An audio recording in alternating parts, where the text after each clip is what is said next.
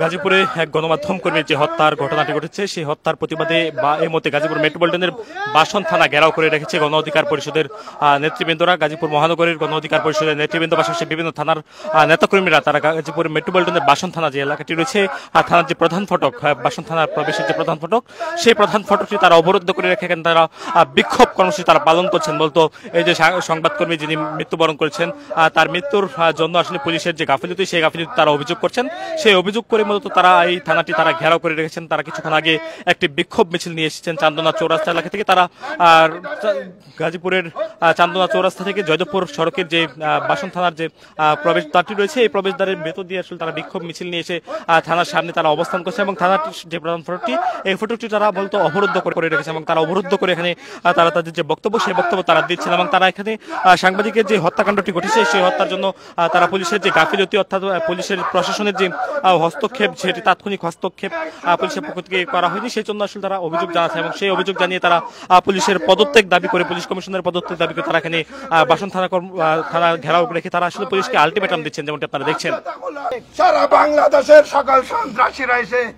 এই গাজীপুরে সন্ত্রাসী অভয়ারণ্য গড়ে তুলেছে। রাস্তাঘাটের ফুটপাতের চাঁদাবাজির অংশীদার হয়েছে।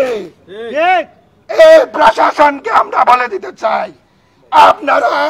আপনাদের পেশাগত দায়িত্ব পালন করেন,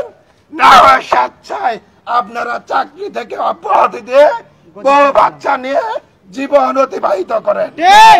আপনাদের দরকার নেই, আমাদের এই নিরাপত্তার জন্য আপনাদের দরকার নেই। হত্যার দীর্ঘ সময় অতিবাহিত হলেও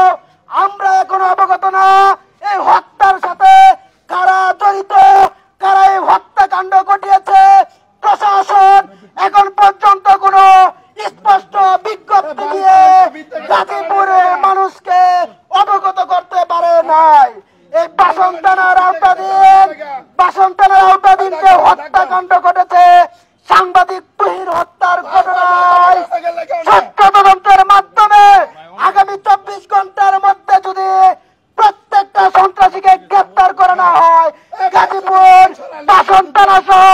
গাজীপুর মেট্রোপলিটন ঘেরাও করে